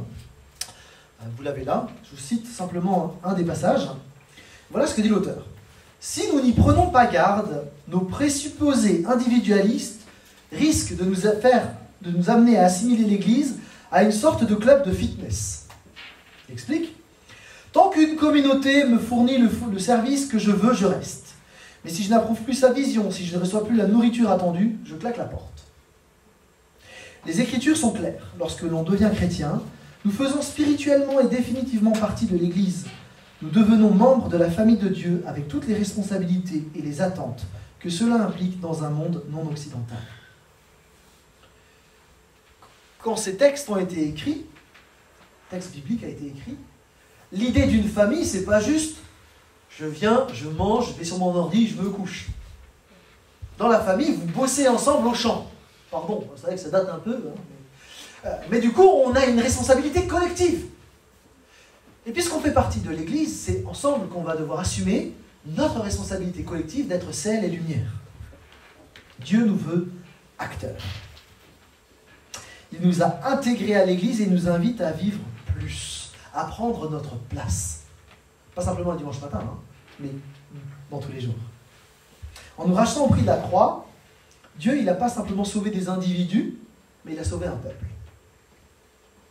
Et en sauvant ce peuple, Christ nous invite à vivre dès maintenant d'une manière qui reflète sa gloire. Vous savez, on parle parfois de l'expression qu'on est appelé à porter sa croix à la suite de Christ. Ça vous parle, cette expression? Ouais. Souvent, on a pensé que porter sa croix, ça voulait dire souffrir et puis vivre quelque chose de douloureux. En fait, ça n'a rien à voir. Porter sa croix, au 1er siècle, quand vous portez votre croix, vous savez, donc quelqu'un qui va être crucifié, hein, l'exemple de Jésus, c'est évidemment ce qui s'est passé. En fait, il tirait la partie transversale de la croix, ce qu'on appelle le patibulum, et il le tirait dans la ville. Okay, donc il marchait comme ça. Et puis devant lui, il avait un centurion en habit d'apparat, représenté Rome. Et donc, le prisonnier, il était quelque part obligé de reconnaître la souveraineté de Rome en marchant à sa suite. Quand Jésus dit « Prenez votre croix et suivez-moi », en fait, il nous invite à reconnaître la supériorité de Christ et à marcher à sa suite, non pas par obligation parce qu'on est coincé, mais par choix. L'Église, c'est le peuple qui décide de suivre Christ maintenant. Il y a un jour où toute personne, chrétien, pas chrétien, sera obligé de mettre le genou à terre devant Christ. Nous n'avons pas le choix. Nous sommes le peuple qui décide dès aujourd'hui de dire oui, c'est lui le Seigneur. On ne veut pas juste le dire en chantant, on veut le vivre. C'est ça l'Église. Et du coup, on est Église non seulement le dimanche, tu peux mettre le petit schéma qui arrive. Donc, le dimanche, on est l'Église rassemblée. Donc, on fait notre petit coin, notre petit groupe là, et puis on va célébrer Dieu, etc. Ça, c'est l'Église, le dimanche. L'Église rassemblée. Mais la semaine, eh ben, en fait, on est dispersés, mais on est toujours l'Église. On est toujours le peuple qui suit Dieu. C'est pas que le dimanche qu'on suit Dieu. Ou alors on a quelque chose qui ne va pas. Hein. Mais du coup, ça veut dire que, en fait, dans tous les domaines de notre existence, vas-y, en fait, l'Église, elle est dans l'agriculture, elle est dans le BTP, elle est dans l'énergie, dans la pêche, dans l'éducation, la santé, les médias, etc. L'Église de Jésus-Christ, elle est partout.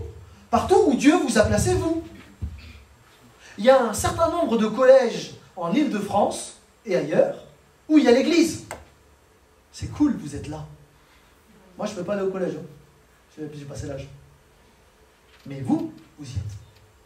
Qui est-ce qui va pouvoir rayonner de Christ pour ce jeune homme, pour cette jeune fille qui a besoin d'entendre parler de Christ? Dieu vous a placé là pour ça.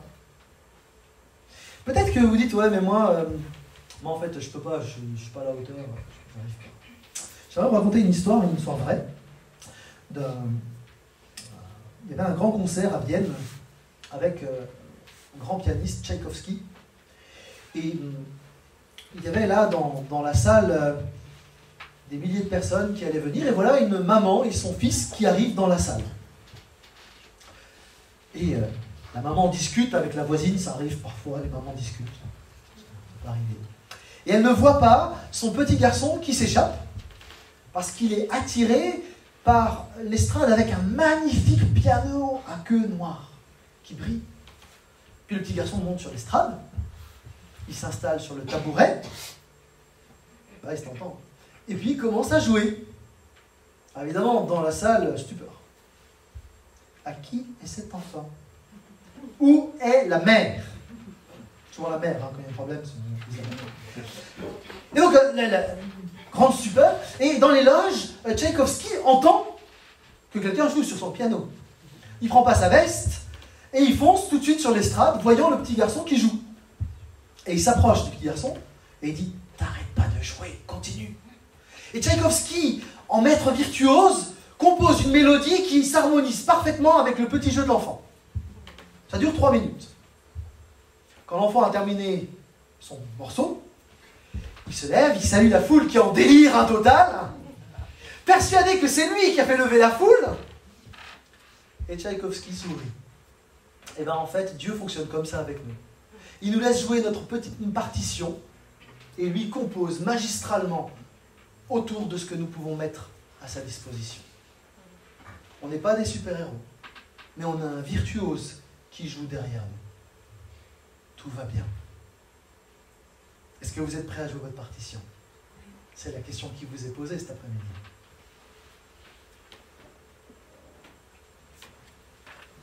Si on veut être activiste pour Christ, ça a des implications. On ne veut pas juste avoir une belle apparence le dimanche et être comme des morts la semaine. On veut être authentique et cohérent, vivant en Christ, dans tous les domaines de notre vie. Ok. Est-ce que vous avez le goût de Christ au quotidien? C'est bizarre comme question. On essaie les lumières, donc ça a un goût. Vas-y, tu peux avancer. Encore une fois. Est-ce que j'ai le goût de Christ dans ma manière d'être en relation avec les autres? Comment est-ce que je me comporte en cours? À la pause? Dans la rue? Au boulot? En fait, partout, les gens doivent pouvoir goûter Christ en me voyant. Notre manière de parler, de chatter, est-ce qu'on fait que critiquer, râler, se moquer, créer des ragots? Avec notre bouche, on loue Dieu. Est-ce qu'avec, on fait autre chose? Quoi? Le livre de Jacques nous interpelle de ne pas faire n'importe quoi avec notre bouche. Hein. Allez, tu vas avancer.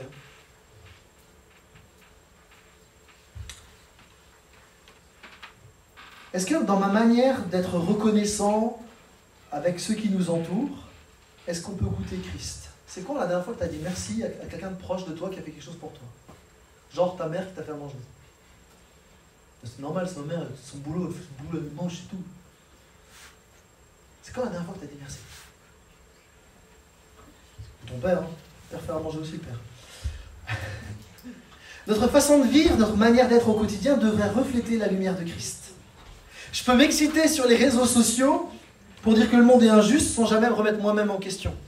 Est-ce que mes posts sur les différents réseaux reflètent Christ? Ça, il y a un truc qui me rend fou, honnêtement. Hein. C'est quand je vois les chrétiens qui communiquent sur des commentaires sur différents blogs. Là, tu te dis, waouh, ça pique les yeux quand même. Hein. Non, mais ils ne sont pas d'accord. Ouais, ok, il y a la manière de le dire. Hein. C'est un triste témoignage. Comment est-ce que je communique? La Bible, au travers de ce texte, nous invite à nous regarder dans un miroir pour changer ce qui devrait être changé chez nous, pour pouvoir lui ressembler. Alain Anderset, mon ami, a dessiné pour interpeller. Avant de vouloir changer le monde, en fait, il faut que je me pose la question, comment va mon cœur? Comment va ton cœur devant Dieu? Est-ce que tu es vivant? Ou est-ce que c'est juste une apparence? Dieu nous appelle à l'honorer partout où nous sommes placés. Et il nous invite à la vigilance. À Sardes, il fallait que les chrétiens deviennent un encouragement pour les autres, avec humilité, avec persévérance. On raconte l'histoire d'un petit garçon qui il était en vacances chez ses grands-parents et il avait pris à cœur de sauver des étoiles de mer qui s'échouaient sur la plage et qui asphyxiaient. Et donc du coup, il a pris le temps de prendre une étoile de mer, de la rebalancer à l'eau pour qu'elle vive, et puis une autre, puis de la rebalancer à la mer, et puis il fait ça toute sa journée. Et la grand-mère, le soir, elle voit son petit-fils, elle dit « Non mais ça sert à rien ce que tu fais en fait. Hein. Parce qu'à chaque vague, il y en a des nouvelles, des étoiles de mer, donc laisse tomber, fais autre chose. » Puis le petit garçon, il regarde sa grand-mère et il dit « Hey, peut-être que ça sert à rien, sauf que je fais une différence pour celle-là. Et puis je fais une différence pour celle-là. » Et il a continué comme ça. On va peut-être pas changer le monde, la plage, elle va peut-être pas être débarrassée de tous ceux qui souffrent. Ok, c'est entendu. Mais vous pouvez faire une différence pour cette étoile de mer, pour celle-là, pour celle-là, pour celle-là. Est-ce que vous allez le faire? Il y a des gens qui ont commencé à faire des choses pour Dieu. Pas seulement des paroles, mais ils ont osé poser des actes pour Dieu. Je vous en présente quelques-uns. Le docteur Mukwege, prix Nobel de la paix 2018. Docteur Mukwege, c'est un chrétien évangélique. Il a pris à cœur la situation des femmes qui ont vécu des violences et qui ont été excisées en particulier. On l'appelle le docteur qui répare les femmes. Quand il a commencé à faire ça, personne ne s'intéressait à lui. Aujourd'hui, tout le monde reconnaît son travail parce qu'il a été persévérant et il a pu témoigner sur plein de médias parce que Dieu lui a donné cette opportunité-là. Mais il a commencé dans l'humilité et dans la persévérance.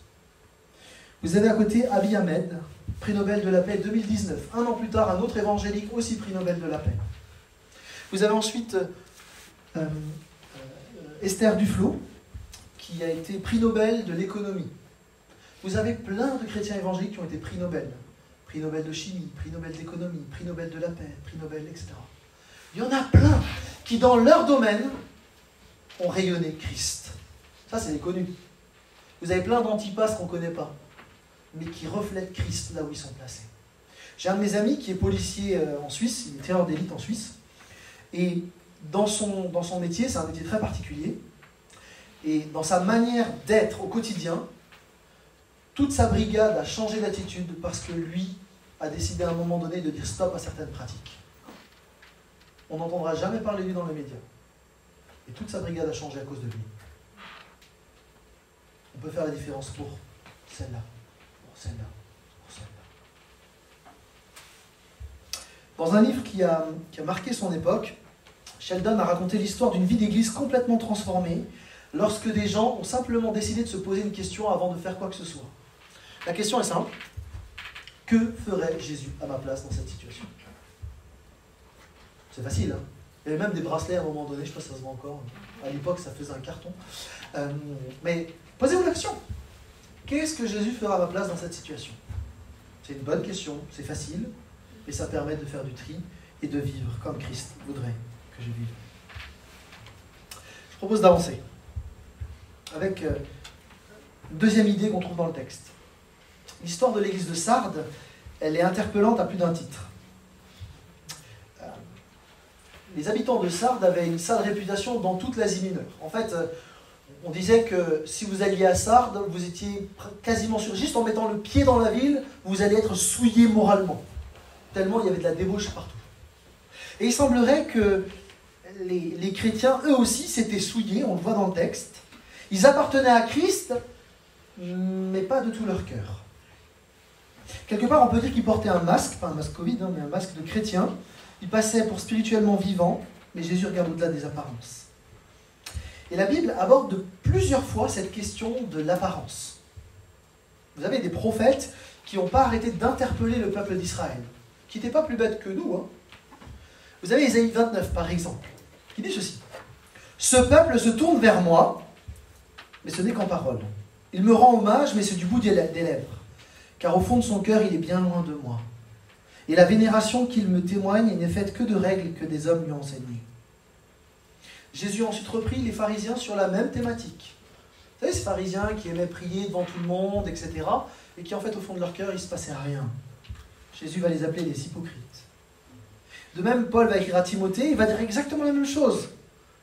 Ils resteront attachés aux pratiques externes de la religion, mais en réalité, ils ne voudront rien savoir de ce qui en fait la force. Détourne-toi de ces gens-là. Est-ce que vous voulez vivre ce qui fait la force du christianisme? Ce qui fait la force d'être chrétien? C'est Christ qui vit en nous. On l'a chanté tout à l'heure, c'est le Saint-Esprit qui vient vivre en nous et qui fait une différence. On peut rayonner de Christ aujourd'hui. Vous savez, l'hypocrisie, en fait, malheureusement, elle peut se glisser assez facilement dans nos vies. On peut facilement faire semblant. Moi, j'ai grandi dans le monde évangélique. À 4 jours de vie, j'étais déjà dans l'église. Je pense que j'ai dû louper 3 cultes dans ma vie. Et donc, depuis tout petit, je connais les codes. Je sais comment prier, je sais ce qu'il faut faire, alors, le moment où il faut s'asseoir, se lever, ça dépend des églises d'ailleurs. Je connaissais tous les codes. Et en réalité, en fait, on peut vivre un culte, on peut même prêcher, sans réellement prendre conscience de ce qu'on est en train de faire. On peut étaler ses connaissances sans réellement vivre quelque chose avec Dieu. John Stott dit que toute activité chrétienne est une moquerie creuse et un spectacle vide si elle n'est pas une expression d'amour pour Dieu et pour les autres. On peut faire les choses par tellement d'habitude. On peut faire des choses, même louer Dieu, en pensant à autre chose. J'aimerais vous montrer une vidéo où un groupe de louanges américains a justement fait une forme de sketch pour montrer une louange où au lieu de chanter réellement les paroles des chants, les gens chantent ce qu'ils ont dans la tête. Je vous laisse apprécier.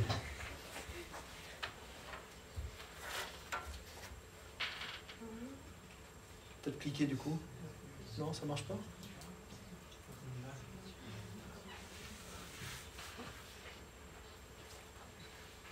Ça marche ou pas? C'est une image. Ah mince. Alors du coup je vous la montrerai tout à l'heure. Parce que le temps que j'aille faire la manip, ça va pas marcher, ok? Donc vous le gardez de côté, on va la regarder tout à l'heure. Ça roule? Tu peux avancer du coup.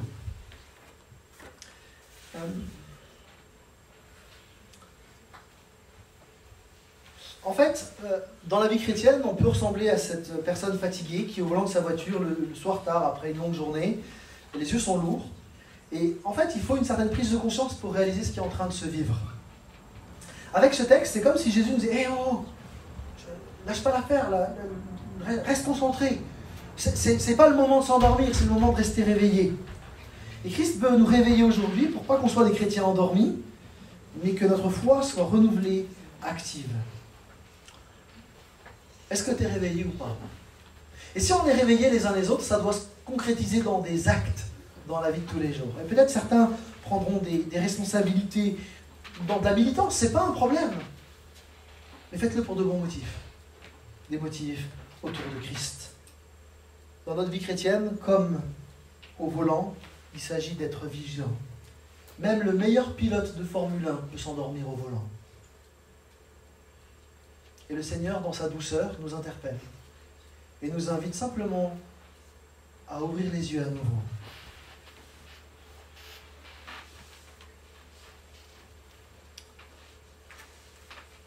J'imagine que la plupart d'entre vous, vous connaissez Dieu depuis longtemps. Vous en avez entendu parler depuis longtemps. J'aimerais simplement vous interpeller sur le fait que Dieu, ce n'est pas juste une option qu'on rajoute à une file d'options qu'on peut avoir dans sa vie. Nous sommes des chrétiens et nous voulons vivre pour la gloire de Dieu. Ça nécessite de rester réveillé. J'aimerais terminer avec cette idée d'un cadeau fou. Vas-y, tu veux bien avancer? Imaginez, vous êtes à un anniversaire et vous amenez à un de vos amis un magnifique cadeau bien emballé. Vous avez pris du temps pour choisir, vous avez investi de l'argent pour faire plaisir à votre ami, et vous avez même pris le temps de l'emballer, d'écrire une carte, donc vous apportez le cadeau, et votre ami vous remercie et il n'ouvre pas le cadeau. Il le laisse sur le côté. Bon, vous dites, c'est pas grave, il l'ouvrira plus tard. Mais bon, il ouvre quand même les cadeaux des autres. Bon, c'est un peu frustrant, hein, vous comprenez que c'est pas très... Puis vous revenez 3 semaines plus tard et vous retrouvez dans son salon le cadeau en plein milieu du salon, toujours pas ouvert. Vous revenez 3 mois, 6 mois plus tard, le cadeau est toujours là, hein. Il y a du jus d'orange qui a coulé parce qu'il s'en est servi de barre, tout ça. Mais c'est toujours pas ouvert. Franchement, vous ne seriez pas un peu surpris, voire triste? C'est bizarre, non? Eh bien, c'est exactement ce que Christ a fait pour nous. Il nous offre le cadeau d'une vie qui a du sens. Nous, on le pose au salon, on sait que c'est là, ouais, j'ai reçu le cadeau de Christ, c'est cool. Ouais. Et en fait, on ne l'ouvre pas. C'est bizarre. Ouais, j'ai tout compris, la croix, j'ai compris, l'amour de Jésus, j'ai compris. C'est là. Et rien, j'ai compris.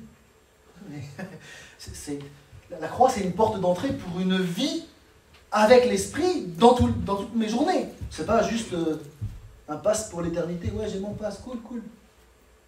Il y a plus à vivre. Dieu veut nous offrir le plus grand des privilèges, celui de vivre notre quotidien avec lui. Pas juste le dimanche, mais en tout temps, il aimerait agir avec nous, au travers de nous, nous accompagner au quotidien, partout où on va. Il veut faire de nous des ambassadeurs et des ambassadrices. Et il nous a donné son esprit pour pouvoir le faire pleinement.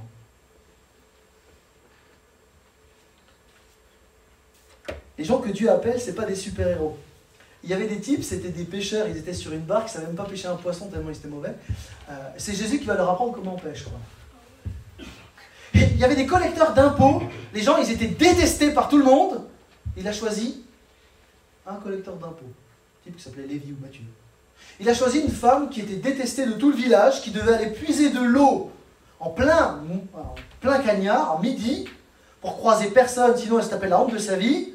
Et Jésus, il choisit elle pour l'envoyer en mission. C'est quoi les choix de Dieu? C'est bizarre quand même. Je peux remonter la bobine encore plus tôt. Dans le livre de la Genèse, il décide de faire d'une personne une grande nation. Il choisit un jeune homme, pas du tout. Il choisit un vieillard avec une femme stérile. Abraham. Ça n'a pas de sens. Mais Dieu se plaît à choisir ce qui est fragile et faible pour faire de grandes choses. Comme ça, lui, il se glorifie au travers de nous. Pour qu'on arrête de se la péter et qu'on dise, en fait, j'ai rien pu faire, c'est grâce à Dieu que j'ai pu le faire. Est-ce que tu veux que Dieu agisse au travers de toi? Il est capable de le faire. Est-ce que tu veux le faire? Dieu souhaite faire quelque chose de ta vie. La lettre à l'église de Sardes, elle se termine précisément en affirmant l'espérance du chrétien. Le vainqueur portera des vêtements blancs, les vêtements de la justice divine, de la pureté, de la résurrection. Son nom sera inscrit dans le livre. Le vainqueur aura part au salut éternel. Et il sera reconnu comme appartenant à Jésus-Christ pour l'éternité. Les chrétiens de Sardes, ils étaient en train de s'endormir. Jésus, il les interpelle, il les réveille, il dit « Oh les gars, les filles, je vous attends, je souhaite travailler avec vous. » Et bien c'est le même message qu'il adresse à chacun et chacune. Ce message, il a changé ma vie. Vous avez entendu d'où je viens. Personne ne voulait de moi. Il y avait des groupes qui étaient formés, personne ne voulait me parler. Christ a changé ma vie. Il l'a fait pour tous les missionnaires PDV. Il l'a fait pour plusieurs parmi vous. Il peut le faire pour toi aussi. En fait, c'est qu'une fois que notre vie elle est bien orientée, réveillée, qu'alors nos engagements en son nom, qu'ils soient militants, qu'ils soient humbles, qu'ils soient visibles de tous ou pas, c'est à ce moment-là qu'elles ont un impact. Lorsque l'on suit Christ, lorsqu'on est sel et lumière. Et il est possible que j'ai devant moi quelqu'un qui sera un jour prix Nobel de la paix. On n'en sait rien. Mais c'est ok. J'aimerais conclure. Tout au long de la journée, on a essayé de voir ce que la Bible pouvait nous dire sur un engagement. Et très clairement, la Bible nous invite à prendre notre place au sein de la société. Pas la place du voisin qui a d'autres dons, mais notre place à nous. Celle que le Seigneur a prévue d'avance pour nous. Nous sommes invités à jouer un rôle, mais pas n'importe comment. À jouer un rôle en nous confiant en Christ. Nous sommes appelés à être sel et lumière, à avoir le goût de Christ, à refléter sa lumière là où nous sommes placés. En même temps, la Bible nous a interpellés à regarder d'abord dans nos vies avant de vouloir rayonner dans le monde entier, mais de commencer par ce qui se passe là. Parce que c'est là que ça commence. Et peut-être qu'on a simplement besoin, très humblement, à la fin de cette session, de prendre un temps de silence, chacun, et de prier. Seigneur, en fait, tout seul, j'y arrive pas. J'ai besoin que ton esprit m'aide pour faire du tri, pour pouvoir grandir avec toi, et pour pouvoir te refléter exactement là où tu m'as placé. En fait, Jésus-Christ, il n'attend pas que nous soyons des grands spots qui allons illuminer le monde. Il attend que nous soyons des vitraux propres qui font passer sa lumière pour le monde. Est-ce que ton vitrail est propre? C'est la question que j'aimerais te laisser pour finir. Et je nous invite simplement à prier.